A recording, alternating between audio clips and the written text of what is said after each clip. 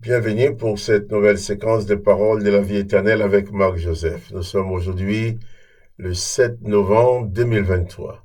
7 novembre 2023, encore un jour de grâce à vivre avec Jésus-Christ. Jésus-Christ te dit pour toi personnellement, à l'occasion de cette journée, je suis avec toi tous les jours jusqu'à la fin du monde. Et lorsque Jésus-Christ dit qu'il est avec toi, il tient sa promesse. Il t'appartient à toi maintenant de réaliser pleinement que Jésus-Christ est avec toi. Surtout si tu as déjà reçu Jésus-Christ dans ton cœur comme ton sauveur et ton maître, eh bien, il dit qu'il est avec toi tous les jours. Quels que soient les événements que tu peux avoir à affronter, Jésus-Christ t'accompagnera toujours, puisqu'il a dit il est avec toi jusqu'à la fin du monde. Donc, le monde existe, Jésus-Christ est avec toi. Si un jour tu te lèves le matin et tu vois que le monde n'existe plus, eh bien, sache alors effectivement, Jésus-Christ n'est plus avec toi dans ce monde. Mais toi, tu seras déjà avec lui dans son royaume. Que le nom de Jésus-Christ soit glorifié, que toi aussi tu sois béni. Seulement, pas de panique. Il faut bannir la peur, bannir la terreur et la déprime de ta vie parce que tu es conscient que Jésus-Christ est avec toi. Hier, nous avons parlé de Jean-Baptiste qui rend témoignage de ce qu'il sait de Jésus, puisqu'il avait bien dit que celui qui lui a envoyé lui avait bien précisé que celui sur qui il verra l'Esprit Saint descendre, c'est celui-là qui est le Messie, le Fils de Dieu, qui est le Sauveur. Alors, ayant vu cela le jour du baptême de Jésus, Jean-Baptiste était fort de pouvoir dire aux autres, voici l'agneau de Dieu qui ôte le péché du monde. Jean-Baptiste présentait Jésus comme étant l'homme, le seul homme exceptionnel que la terre n'a jamais porté. Et Jésus-Christ va continuer son chemin laissant Jean-Baptiste dans le Jourdain en train de baptiser. Mais Jean-Baptiste ne va pas rater une occasion de témoigner de Jésus. Hein? Là, nous allons lire un texte dans l'évangile de Jean, toujours, chapitre 1er, verset 35. Voilà, je vais lire maintenant. Le lendemain, Jean était encore là avec deux de ses disciples. Et ayant regardé Jésus qui passait, il dit, voilà l'agneau de Dieu. Jean avait déjà montré Jésus à ses disciples en disant, voici l'agneau de Dieu qui ôte le péché du monde. Et ensuite, il voit Jésus qui passait de loin. Il va dire, voilà l'agneau de Dieu.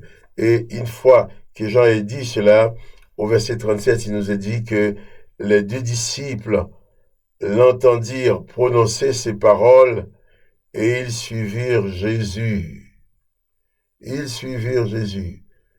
Et Jésus se retourna et voyant qu'ils les suivaient, il leur dit, que cherchez-vous? Ils répondirent, Rabbi, ce qui signifie maître, où demeures-tu?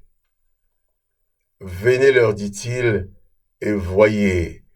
Et ils allèrent, et ils virent où Jésus demeurait, et ils restèrent auprès de lui. Ce jour-là, c'était environ la 10e heure de la journée. Voilà. Jean-Baptiste montre Jésus aux autres.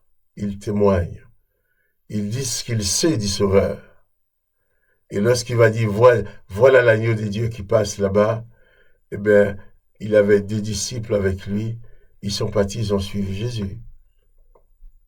Parce que je ne crois pas que ces hommes-là n'aimaient pas Jean-Baptiste. Jean-Baptiste, ils étaient les disciples de Jean-Baptiste. Jean-Baptiste était leur maître.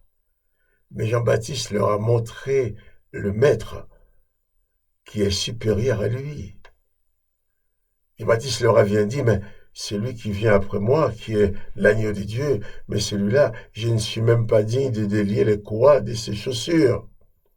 Il est plus grand que moi, il m'a précédé, il est là avant moi. Et Jésus va montrer, Jean-Baptiste va montrer Jésus à ces gens-là en disant, voilà l'agneau de Dieu. Et les disciples vont le suivre. Et si tu as découvert la personne de Jésus, ce serait bien de faire comme ces disciples qui l'ont suivi. Quand on arrive à découvrir une telle personne, on a envie de le suivre. Alors ils l'ont suivi. Et Jésus, se voyant suivi, va se retourner pour leur dire, eh bien, que cherchez-vous? Maître, où demeures-tu? Je veux savoir où tu demeures, où tu habites, où tu vis. Je veux venir chez toi. Ah, Jésus les a reçus chez lui. Et ils ont vu où vivait Jésus. Et c'est important. Si tu as reçu Jésus dans ton cœur, il faut chercher toujours sa présence. Il faut toujours te tenir en sa présence. Et eux, ils vont demander à Jésus, où demeures-tu? Mais toi, tu n'as même pas cette question à poser, parce que les jours que tu as reçu Jésus dans ta vie, il demeure dans ta vie pour toi tout seul. Jésus ne te voit pas comme un pion, comme une anonyme dans la foule, mais il vient demeurer chez toi. Jésus-Christ demeure dans ton cœur. Il dit qu'il est avec toi tous les jours jusqu'à la fin du monde. Si tu veux partir à la recherche de Jésus, ne traverse pas la route, ne parte pas loin de toi. Tu ne peux pas partir loin de toi, puisque Jésus-Christ est en toi. Il demeure en toi. Il est avec toi. Alors, Jésus-Christ demeure en toi, mais toi, sois-en conscient. Sois conscient que Jésus-Christ a fait sa demeure chez toi, dans ta vie. Donc tu peux les chercher, mais dans ton cœur, dans ta vie. Il dit qu'il est avec toi. D'ailleurs, il a décidé de ne plus jamais te quitter. Jésus a décidé de devenir inséparable avec toi. Alors, réalise-le et sois courageux. Réalise que Jésus est inséparable avec toi et sois rassuré. Bannis la peur, pas de panique. Jésus-Christ est avec toi. Seulement, fais comme ses disciples qui ont entendu parler de Jésus. Jean-Baptiste qui dit, voilà l'agneau de Dieu. Eh bien, les disciples, ils ont abandonné Jean-Baptiste. Ils ont été vers le mieux. Ils ont été vers Jésus. Ils ont voulu aller chez Jésus. Oh, mais nous avons le privilège, nous n'avons pas besoin d'aller chez Jésus, dans la maison où Jésus a vécu, à Nazareth. Jésus il vient chez nous. Il vient habiter ton cœur. Il habite mon cœur. Que son Seigneur soit béni. Que le nom de Jésus-Christ soit glorifié.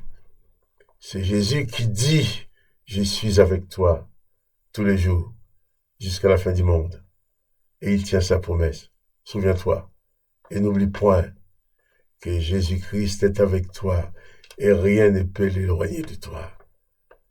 Sois donc béni. Et moi, Marc-Joseph, je te dis, à demain pour une nouvelle séquence des paroles de la vie éternelle. N'oublie pas les petits coups de pouce pour dire que tu aimes la vidéo. La vidéo, si c'est le cas. Pas de panique, pas de peur. Jésus-Christ est avec toi. Souviens-toi et n'oublie point.